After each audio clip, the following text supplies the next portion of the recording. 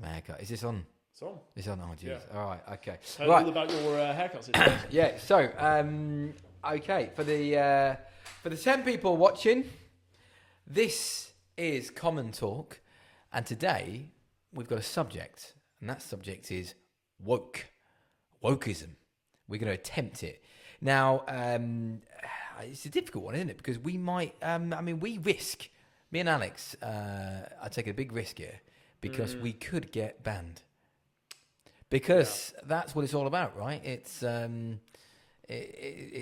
fear of being cancelled, right? And that's all part of the wokeism agenda. It's true. It's very true. Especially as like, this would be held against our records technically. Yeah. Think about it logically. And so we're being very brave here because the whole thing in the podcast actually is quite a brave thing. So bear in mind we don't really edit this. We just do the camera angles and all of that. But so we're just letting this free flow, and sometimes we are just ordinary people, and sometimes we may well say something that is a little bit extra or a little bit not so much or whatever, because that is what people do. We're called Common Talk because the idea is it's sort of two guys just having a chat, and sometimes that can be misinterpreted or taken out of context, and it could do us down in the future. So we're taking a bit of a risk here, but we're dying. We're dying doing something that we enjoy doing, right? Yeah. And I suppose one of the benefits is one thing is that we both work for ourselves, so we're able to talk like this because we've got no one to cancel us in terms of shut us down. We've got no bosses to say, don't like you talking like that. We don't want you working here anymore. Yeah. So it does put us in a very good position. But isn't it sad we've got to people that point? can't do that. Isn't it sad that we've got to that point?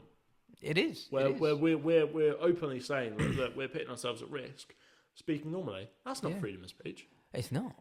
There's nothing. I think the moment that you even think that even enters an Englishman's head, that we might be financially damaged or whatever, we might be hurt somehow because of our views, because of expressing our views. It shows the sort of times that we're in. Do you remember Elon Musk? When he bought Twitter, called it X. Yep. He got dropped, or X suffered a lot with its advertising, didn't it? Yeah. Because so many advertisers pulled their advertising, and they threatened to pull it before they pulled it. And Elon Musk, he got interviewed at the time, and they asked him about it. And you can Google it because it's quite an interesting or funny clip. And he goes, you think he named the owner of Disney. I can't remember. I remember this. And I can't remember what his name is now. But he goes, you think you can threaten me? Oh, you think you can do that? Well, I say to you, wherever you are, I think you're here. Go fuck yourself. Yeah. He just go fuck yourself. Yeah. I'm not changing my views. I'm not changing, how I feel, and I'm not going to be cancelling anyone on my platform because you don't like what we're saying or whatever. Yeah. And I think that was such an empowering thing. And I suppose it's only at that stage you may argue that it's only the most wealthiest man in the world that can say go fuck yourself, right? Yeah. Lesson in that. Be the richest man in the world, and you can do what you want. Can say whatever you want. Yeah, money is power. But unfortunately, we're not. We haven't got infinite amount of money, and therefore we are taking a risk. But it's something that I think we both agree is becoming more of a talking point now. People are talking about. You know what I liken it towards? If anyone's seen Game of Thrones, and I'm hoping that the majority of everyone listening, hold on, you haven't seen Game of Thrones. It's porn. It is. You know what? Yeah. Right? I actually think it's too pornographic, and I say this as a young man watching this. Bearing in mind it's a little bit older now. That it wasn't. It made me feel uncomfortable as such. Well, it slightly did. I just thought it was unnecessary. I think it was almost felt like they were just showing tits because they could. I watched the first episode, I think it was, and in the first episode, you see just so many naked girls. You see a girl basically raped. I'm sure. I think it was. It's just like look, there's levels, and I was just like, no, I can't be asked to watch this shit. Fair enough. Well, I watched the whole thing, and I signed. Funny enough, I signed the petition to remake the last season because if you did watch it, I heard that it was shit. It was terrible. Anyway, the reason why I mention it is because you had it was kind of like based around England and Britain back in the day or whatever, just with superpowers or supernatural stuff. Right. And there was a kind of a, it's not a wokeness, but there was a culture that was coming into that was entering the culture that existed in that time at the and that thing. It was all about the church basically, and the church started to rule over the elites that were there, and that sort of changed everyone's views and minds and stuff like that. And that likens obviously to the church in this country, and that's hence why Henry VIII, etc., made Church of England, blah blah blah. So that's where it kind of comes from. But I kind of think that this is the New Age version of that. So there is a kind of way of doing things. It's not even the way of doing things. It is the values, right? It is the values of what it is to be British or Westernized or whatever. It's democracy. It's freedom of speech. It's kind of even capitalism. Having the right to earn and keep the majority of what you earn. And it's kind of it's all about that. It's kind of true conservatism is the way that I've always felt the West is, and I feel that culturally this woke agenda, which is now referred to be this poison on Western society, and that's what I feel it kind of is. I'm just chat GPTing the. I'm sure everyone else could do this, and whilst it might be a bit lazy, but interesting nonetheless. So if you're driving and listening to this, then you don't need to Google it. You can just listen to me. So, trusted woke, source. Yeah, trusted source. So woke came from the African American vernacular English AAVE, AAVE, meaning to be alert, awake to social injustice. Example: someone woke was aware of racial discrimination, inequality, and oppression that others might ignore. It was often used positively, as in stay woke, encouraging awareness and vigilance against injustice. But of course, now we all know it's been turned slightly. So it's almost another word for what we would call the left or liberal in the US. And to me, actually, really, the kind of I do want to say kind of like the opposite of what they tried to or what they kind of set out to be. So to be kind of anti-racist or whatever, is actually more racist, I feel, because what the woke agenda does is it wants to pick out the people, what they may well call the minorities. It picks out those, or it picks out people that are different, in my opinion. And obviously, full disclosure, me and Alex are both anti-woke, aren't we? Very. So we are going to come up with this with a certain bias, but we try not to be, maybe, hopefully, somewhat. So at least we'll try and give a counter argument to some things. I could sit here all day and try and figure out counter arguments for everything, but I just with this topic, I just can't. So it's so what it kind of does is it picks out people's race, and it makes it treats them differently, which is arguably what the woke agenda was the opposite thing to do, right? So its aim was to be opposite to that. So I'll give you an example. Let's say if you're a black female, you would, if certain firms, companies, or there are certain government policies that said that you should hire that black female over a white male for diversity targets.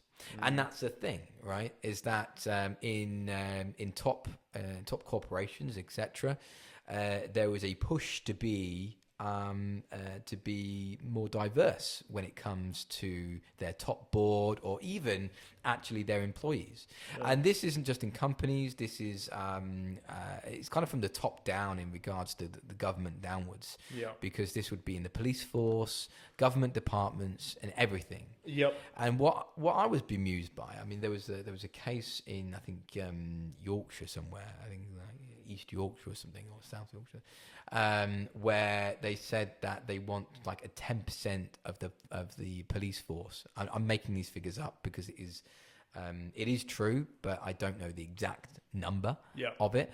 But what I do know is that the amount that they wanted for the police force to be was more than the percentage of black people in that area.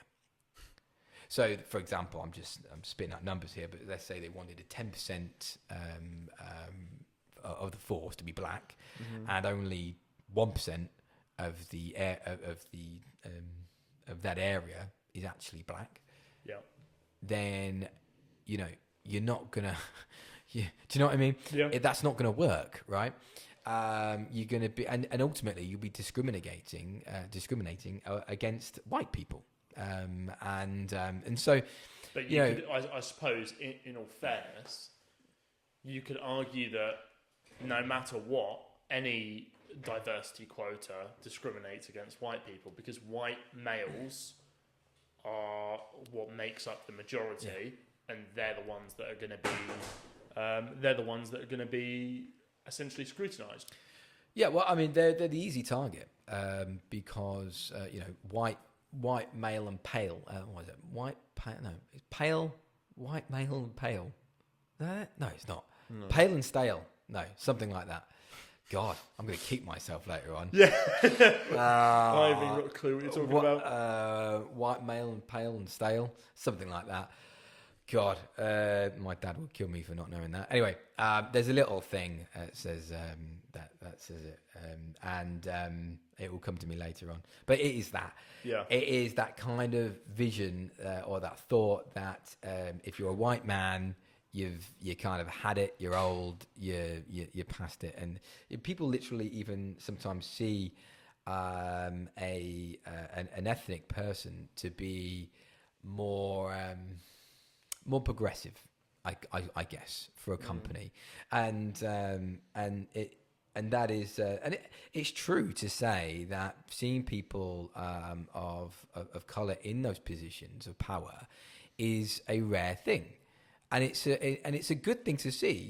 If you see people that are that haven't made those roles, it's a great thing to see. But the thing is, it needs to be authentic, right? Yeah. So I'm all for people of all sorts of all skin colors reaching their highest potential, but it needs to be a level playing field, right? Yep. It needs to be fair. Yep. There should be no quotas, and it is difficult because, of course, how do you fight it without doing a quota? When you get whatever questionnaire and it says, what ethnicity are you? Well, why does it matter? Well, we can then look at to see if it's fair or not. But Jesus Christ, how can you? Who judges that? Who makes that judgment? And you get the same thing with women and men, of course, as well.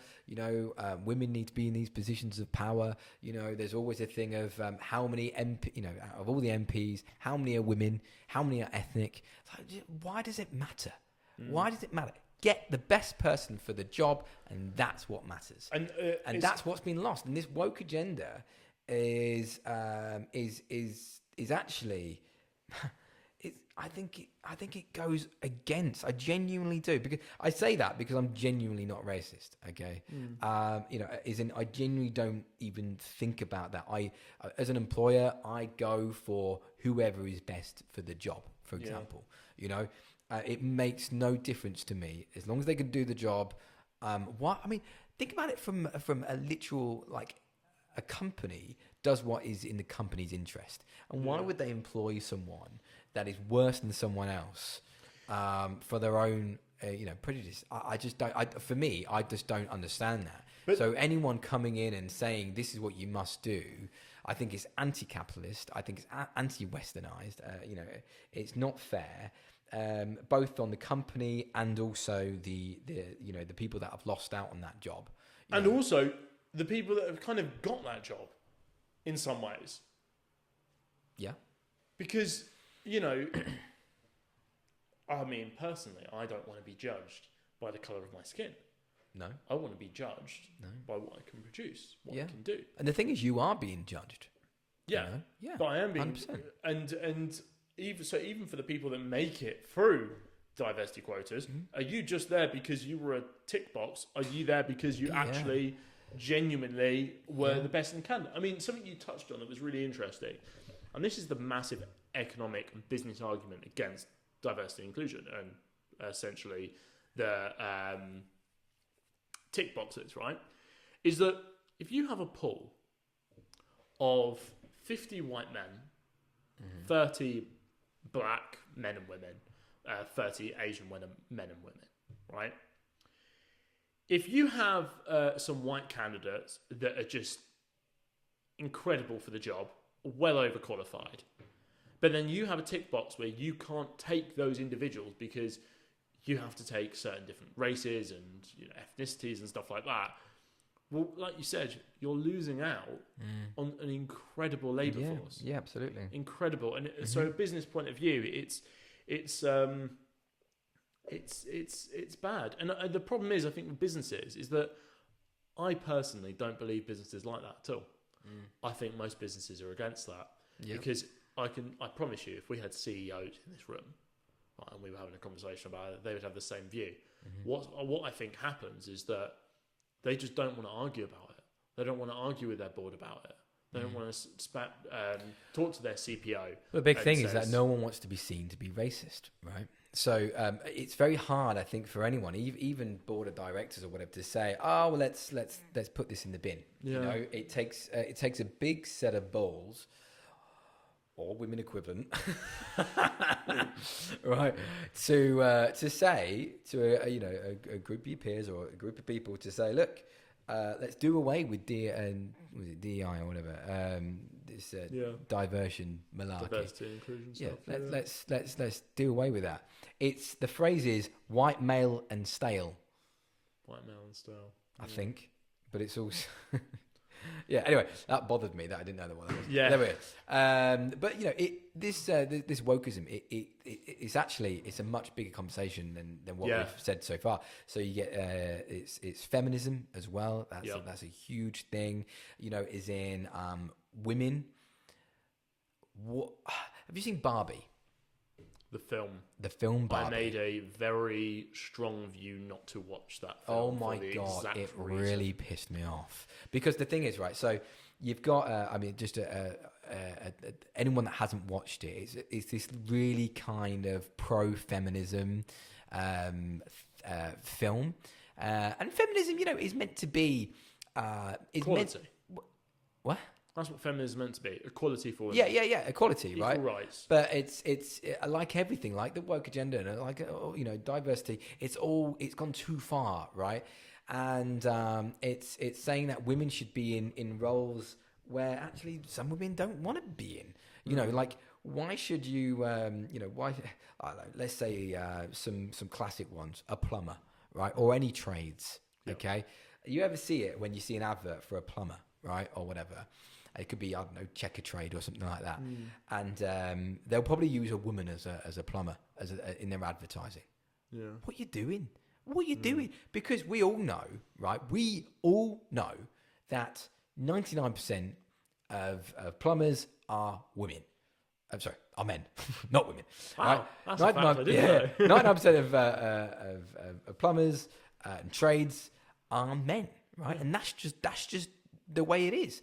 Right, and it's not because there's a load of plumbers, or I don't know, to be qualified as a plumber or whatever, or any other trade is difficult for women to do, it's because typically they don't want to do that. They don't want to get their hands dirty. It's more of a macho role. You know, I mean, you literally have to be quite strong to do a lot of these roles, and women just aren't naturally as strong as men. Even that is arguable. Oh my God, there's so much stuff. I just thought about trans. And I'm not being funny. I mean, look, it's not to kind of dishonor any women that do it, because there are women that do it, and there are women in engineering roles. But you need to look at these things. I think they could do a great job. This is the problem with what we've gone into now, right? Is that people don't want to look at these things in a broad perspective. Mm-hmm. When you say, but most plumbers are men, right? To them, that's an instant offence, because that's women can't do the job. No. That's a fact. Yeah. It's not to dishonour people that do that job. Women doing the job is great, amazing. Mm-hmm. If you want to do it, then I'm happy that you're happy for doing that job. Fine. I wouldn't look at you any differently, because a plumber, no matter what, I know you're trained to come in and do your job. You do your job perfect. I don't give a shit who you are, right? But I think a lot of the woke agenda has changed that conversation now. Where when I say something like that, or you say something like that, most plumbers are men. It's an instant offence. Yeah. There shouldn't be. No. It's true. It's a fact. Yeah. It's a fact. Yeah. And I'm not being funny, right? There are exceptions, but I think. But is that a problem? Is that a problem? Because I think even feminists would agree with you, right? That most plumbers are men. I don't even think that they would be offended as such. But what they would say is that what they would be offended by is the assumption that it has to be a man that could do the job.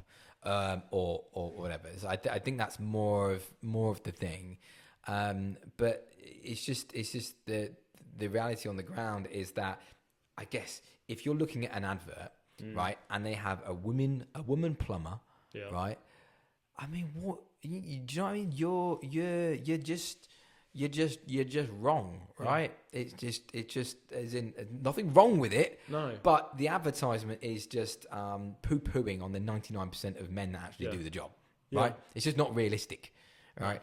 So just stay true to what is actually real. Yeah. And there's actually nothing, and this, I think this is the thing, right? This is the thing. So feminists and woke people think that 99% or you know, we're using plumbers here, but 99% of plumbers being men is actually a problem, right? Is it a problem? Okay, I don't think they would deny that claim that 99% of them are men, but they would say it's a problem. They would say they want 50-50, right? Yeah. Or they would say, we want 20% of it, our aim, and then ultimately, if our full goal to be 50% of all plumbers should be female. Why? Yeah. Why should it be? Why should it be? And in fact, it can be. There's no one, and this is my point earlier, that they can be, right? There's no one stopping women from being plumbers, right? Or whatever they want to be. They can be it. The reason why I mentioned the Barbie film earlier is because it really annoyed me, because it was saying it from kind of a woman's point of view, or a wokey woman's point of view, because my wife certainly doesn't feel like this, and a lot of women don't feel like this either. Yeah. But from this like warped feminism point of view, they feel like it should be that way. It should be, and they feel a lot of pressure on themselves to do a load of other things, to work and to be like this and to have everything cooked and cleaned, and actually it all should be 50-50. And it's like, well, hold on, where are you getting this pressure from? Yourselves. You're getting this pressure from yourself, right? From maybe other women, because you're not getting it from men, right? Yeah. Like, men are too afraid these days to talk about that stuff. I mean, my wife, she stays at home, looks after kids. We've got three kids under 3, right? And she wants to do that. I've said to her many occasions, right? Because sometimes she has a hard day, and it's not it. She says about it to me, and and sometimes I remind her that you can go out to work, if you want, if you want. But I'm more than happy also for her to be home. In fact, I love the fact that she's at home looking after our kids. I think I'd much rather my wife look after the kids than someone else, right? Yeah. But at the same time, if you wanted to go out and work, absolutely fine. You know, that's great as well. You know, you do you. You know, and I think that is a very positive way of looking at things. But there's no pressure there. I mean, not from me and not from most men. No. You know, I do think there is an issue, I mean, wider in society, that women actually now have to work in order to have a family. I think it's quite sad when a woman has to go back to work when they want to actually spend time with their children. I do think that the government should make it so there are more. I mean, I'm as a sort of natural conservative and right wing on a lot of these things. I do think it's a problem in society that women have to go back to work, and they do. I mean, I'm in a very fortunate position where I can afford to pay to not have the wife going out and working. I can pay for that to not happen.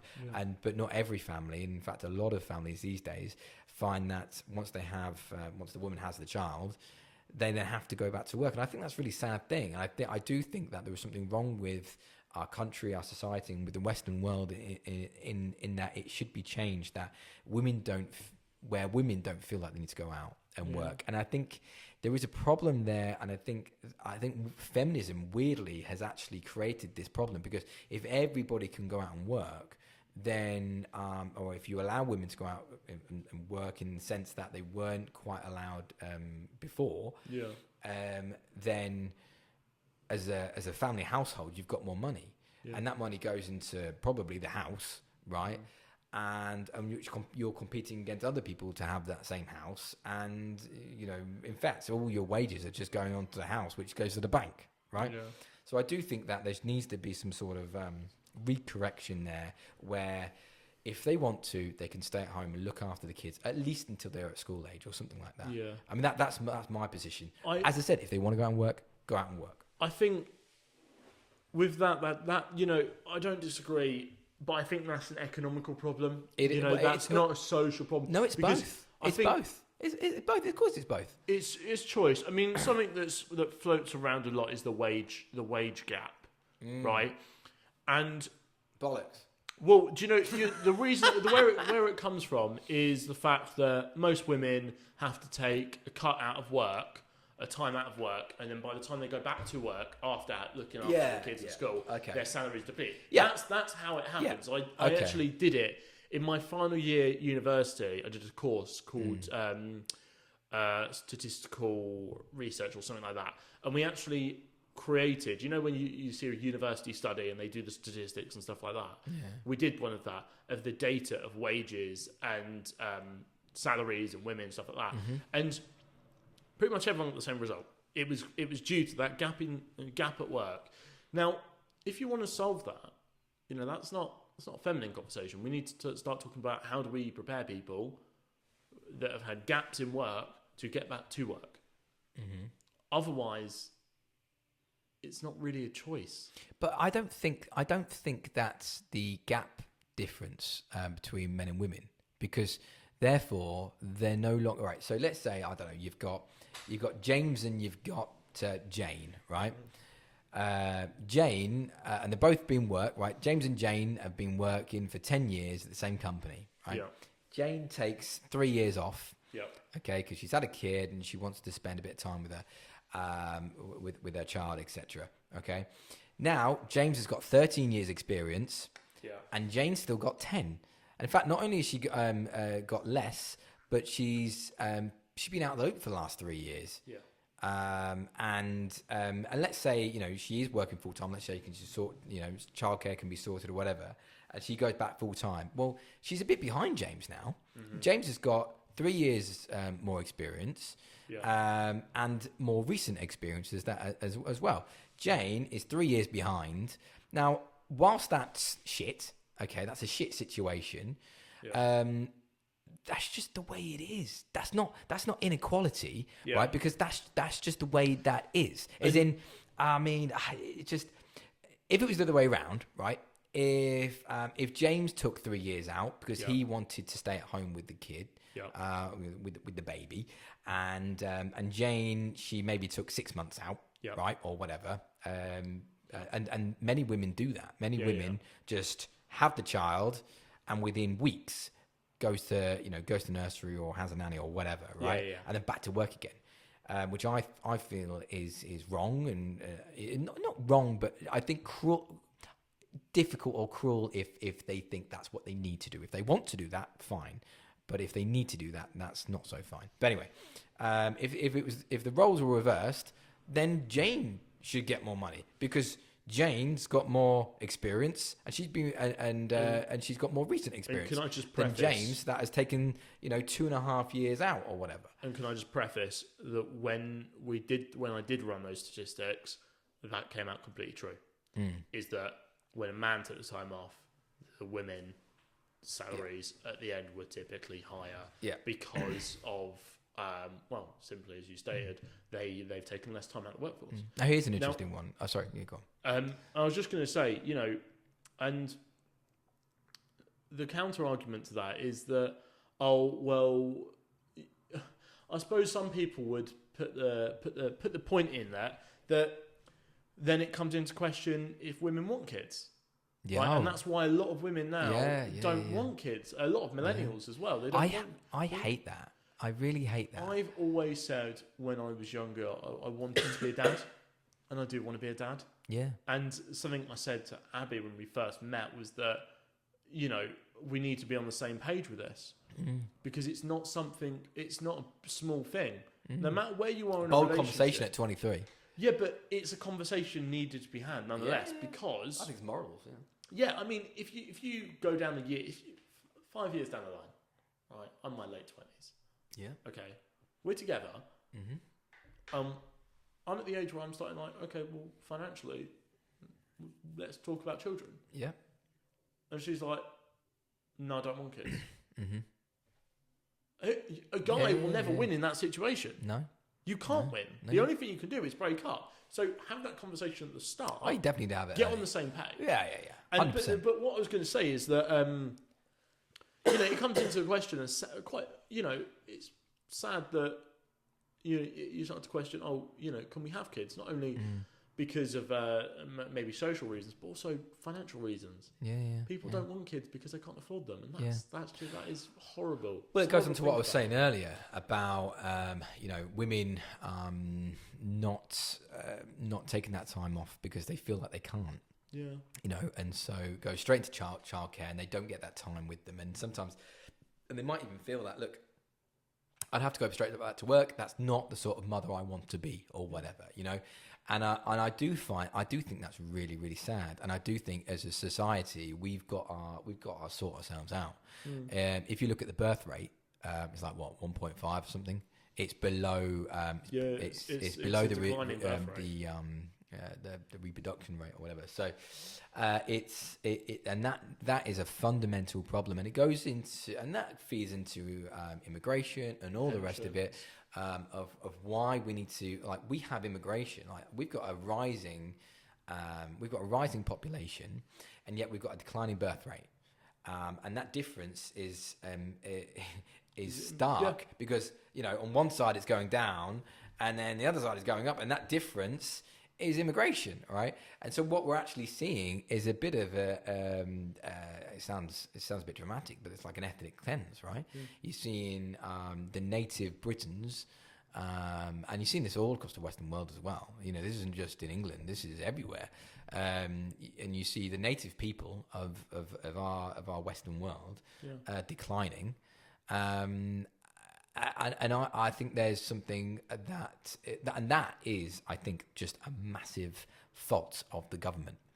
Where people feel I think if you don't want kids because you don't want kids, right, is in for selfish reasons. And I do speak to people that say that they don't want kids because they feel like they're too selfish. They feel like they love their holidays. They love doing this for themselves. I think it's partly money. I think that is partly money because obviously then if you're doing that for selfish reasons, well, you won't be able to afford to go on holiday, or you won't be able to afford to get the help and all that kind of stuff. Yeah. And I think that's really, really sad. Yeah. I think, but if you don't want kids, because you don't want kids, and you just don't want them, right? As in, I don't know. I mean, childbirth, right? It's one of the most painful things you can do, apparently. But I don't know. Have you ever been hitting the balls? Kind of thing. A lot of women hate you. Right. But, or take an epidural, right? Do an epidural. It's this. Do you know what an epidural is? Obviously, we've got 3 kids, and my wife had epidural on all 3. It's this like wire, like this big needle thing that goes into the vertebrae in the back of your back, right? It's quite weird when you think about it, but it numbs everything from like there downwards. Can't feel a thing. And meanwhile, you've got other women screaming like they're dying. And you got, my wife, Charlotte, just absolutely fine, sort of. A lot less pain anyway. Anyway, the point is, it's a traumatic thing to go through. Yeah. And a lot of women will get to the point where they push it to next year. They may well feel like they want to be mothers, but they want to be mothers in, in their later 20s. And then later 20s come around, they're like, oh no, I'm still young. Young, and then they go, oh, I'll have it in my mid-30s. But then the problem is, right, problem is that they get to the mid-30s, and whilst there is a lot of development in having a kid, having a child older and older, you still can't beat the fact that motherhood starts at starts at your early teens, right? Starts in your 14, I think. Or whatever. When you usually get your period for the first time, right. That's biology, right? Yeah. That's when you may not be there mentally, but you're there physically, kind of thing. Yeah. I think the right time. I think the right time to be mentally and physically ready is probably late 20s, early 30s. Late 20s, 30 is that kind of thing. But I think people put so much pressure on themselves to find a partner, and there's so many reasons. And then by the time they get to it, they're in their later 30s, and it's just and it might be and the same thing for the guys as well. The guys' bits aren't swimming. The women's stuff ain't working as much, and it's a horrible thing. And that's if they want kids. If they don't want kids, then it's not going to happen. Do you know what's funny? There was a really good book. I'm just trying to remember the name of it. I listened to. But that's culture, and that goes into the whole wokeism that we're talking about. Where women feel like they need to work for some sort of, I don't know, like independence, that kind of thing. Because that's another thing, right? Women have been taught to not rely on a man, to be self-sufficient for themselves, and that's all part of this wokeism agenda. It's really kind of anti-Western and anti how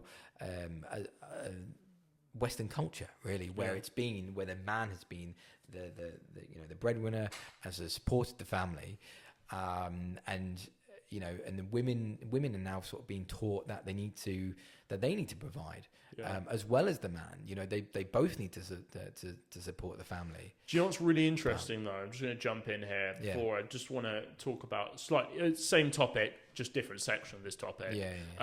This topic's so big. It's so big. Like you unpack it, all day talking about really it. Good. But something I want to talk about is actually recently there was the whole scare about young British guys being drafted.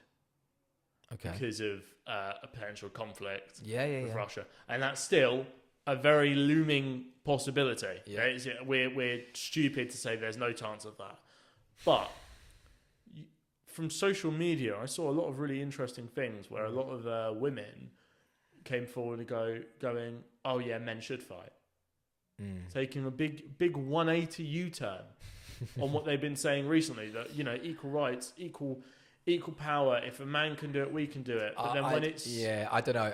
I do think that if you're... It's not every woman, I should preface. If you're that far leaning left, you would probably say, well, I'm not fighting at all. And as in, I'm not fighting, and no men should fight either. No one should fight. Yeah. It's like, okay, so what's going to happen? Russia's just going to steamroll us and take over. Okay, all right. That could be this could be a really interesting topic for a next episode, drafting going to war. Because that's a big thing. Well, in my would you generation. fight? Yeah, I would. Yeah, hands down.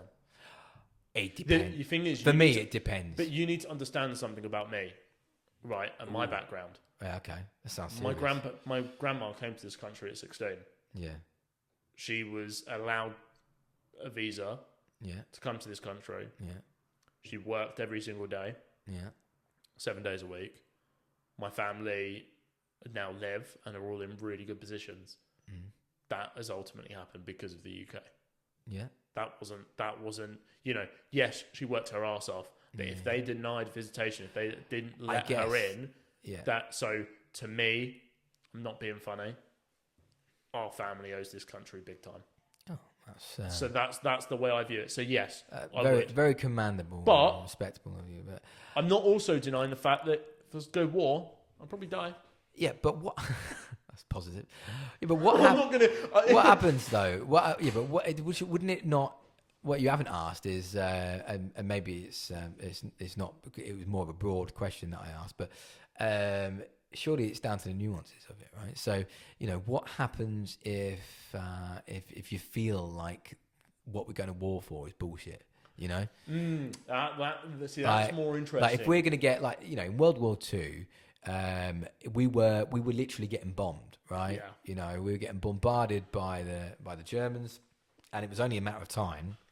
Literally, they had plans to invade us. We were next on the list, and it was going to happen as well. If it wasn't for the Americans, it was going to happen. Yeah, they would have had a bloody hard time. Don't get me wrong, but they were planning. No, we were on our knees. We were on our knees, but because of England. Have you seen World War II in colour? Very good. Yeah, no, I'm not denying it wasn't going to happen. It was going to happen. They would have won. England would be a very, very difficult country to invade. I think we would have been wiped out. Just as the only thing that stopped us was a Chang. That was it. Well, that's why England's very difficult to defend. Yeah, but we still had a massive navy. As soon as they're here, that would have been it. We didn't have a massive navy then.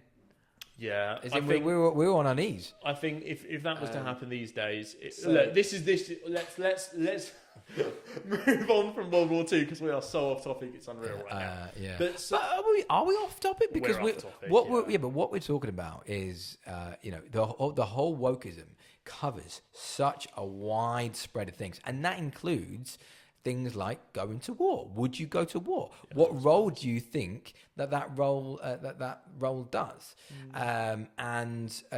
Wokeism is very anti-colonial, very anti-war, which most people anyone in their right mind would be anti-war. Okay, but that doesn't mean that doesn't need. The problem is that there are bad people in the world, and this is a big problem with wokeism as well. Is that believing everyone is good? Yeah. He's believing if someone has done a bad thing, you can probably give them a cuddle, right, and everything will be okay. Yeah. No, lock them up or give them the death penalty. Done. Right. Yeah. And believing that some people, can be saved and that's okay. It's not okay. It's not having a backbone. That is their biggest sort of problem, and that goes into wars as well. Should we be defending ourselves? Should we be putting, should we have a nuclear deterrent? Should we have, should we be selling arms? And all that kind of stuff, and that all goes into it. It's all of it. Should we talk? Should we move on and go cancel culture because it goes all into that as well? Do you know what? I wanted to pass over that one. I wanted to go straight to Hollywood. Okay. And movies. Yeah. Obviously, we're a big fan of Star Wars. Oh yeah. Yeah. Oh. Now, I can't help but believe.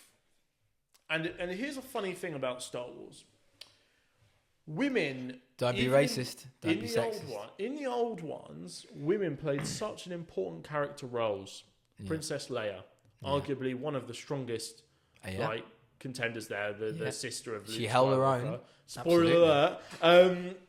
And you had her, you had Padme. Yeah. Who else were there? Was I still have a big crush on her. Padme. When I was a child, before I met my wife. Yeah. Your wife's not going to listen to this. Or maybe she will. Yeah, she will. I think.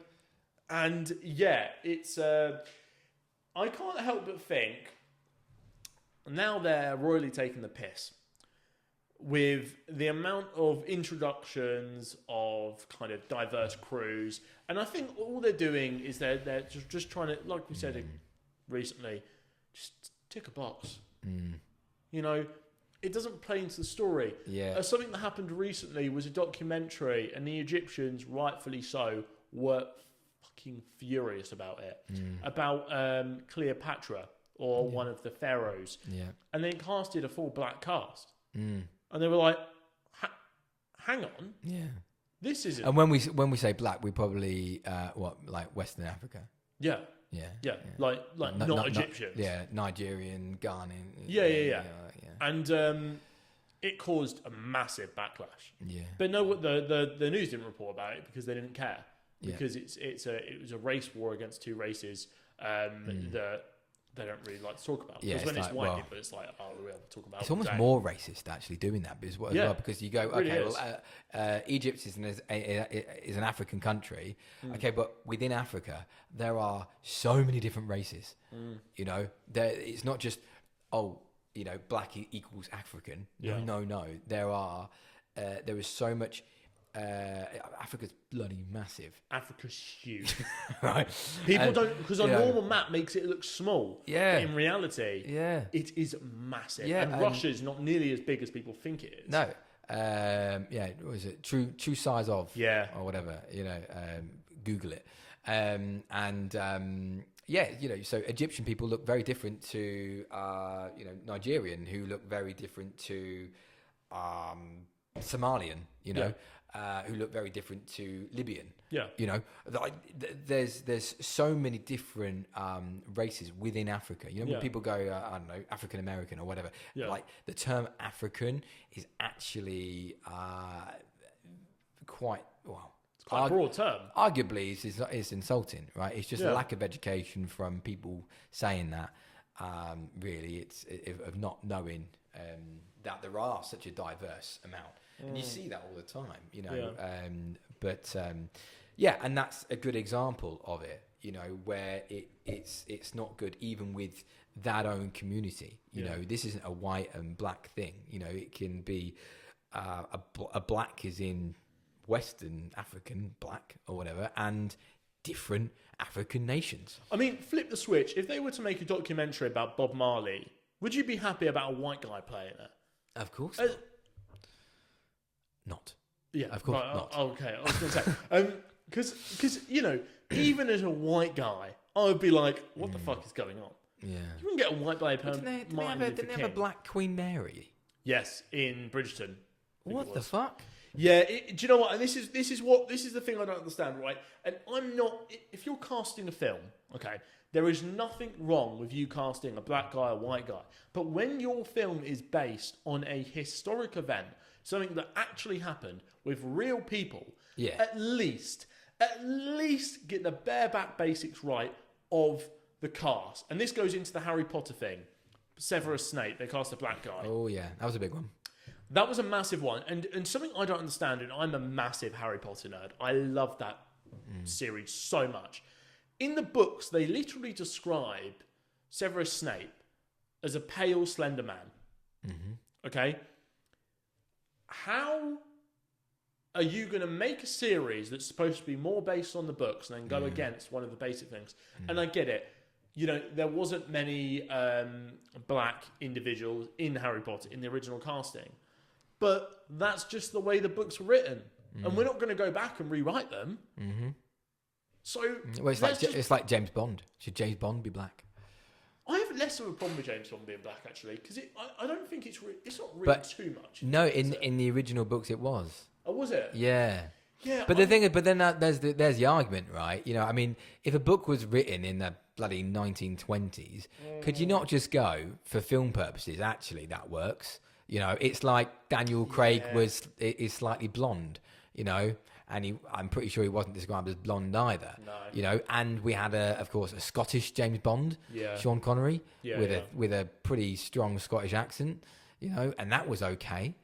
So then why is ethnic, not okay? Do you know what I mean? Yeah. I do think sometimes that there can be a bit of artistic allowances for things like that if it didn't matter. For example, where it does matter is if it's not fictional, or when was that stopped? Yeah, so we're gonna have to wrap this up. We've got one camera still active. Okay, I think that's okay, isn't it? We can just do that. Well, you're only going to see me. That's fine. That's fine. Most people listen to it anyway. Yeah. So what was I saying? So if you've got, a non-fictional character, they should be played by as close to the race that it was. You've got to get as authentic as you can. But if it's fictional, I think you're allowed a few more creative allowances. Yeah. And even that includes even Harry Potter. Now the question is was that done because he was the best person for the job, or was it done because of some sort of quota? Right, we'll have to see, and that's the problem, right? Because if it was done for some sort of quota, and this is the issue, this is another big thing with having a quota, because you start looking at things and going, is that because it was the right person for the job, or is that because they're meeting a quota? And I think that's the really toxic thing when it comes to that. We'll just have to see what happens. Is there anything else to go through with wokeness? Well, we could talk about it for ages. I think for this episode, we cut it. We could do this part 1. Yeah, we could go about part 2 another time. But it's so. Dude, we can go part 3, 4, 5. It just doesn't stop. There's so much to unpack. But ultimately, I mean, to wrap it up, I think wokeism is a poison on Western values. I think it's a part of our responsibility to stamp it out. I agree. I think it is a virus that does need to be sorted out, because it's infected minds of young people that don't truly understand what they're talking about. They don't truly understand the context of things they're discussing, and they think that the world works in a very I don't like that, and therefore the world will change it around me. You need to learn that's not life. It's the whole thing of not being offended, isn't it? That's the whole thing, with the comedy and all the rest of it. Little Britain getting cancelled, all that kind of stuff. We've got the right to be offended, and that's it. Don't change it. Agreed. Absolutely agreed. Anyway, well, if you like this episode, hit the follow button, subscribe. Tell your friends. Tell your family, tell your postman. Yeah. As I said, there might only be about 11 people watching this. It's gone up 1. After you talked about Games of Thrones. Yeah. So there might only be 11 people listening to this. So do share, do follow, do like it, do review it as well. Why not? Review it. Helps. Give us a 5-star. Say this is great. Unless they're a liberal, and they'll probably give us a 1-star and say this is the worst film I've ever heard. Yeah. But that's the thing, right? You can't say the things that you can't say without even sounding like you're saying something different. Yeah. So we'll just leave it there. Right. Cool. Goodbye. Thank you very much.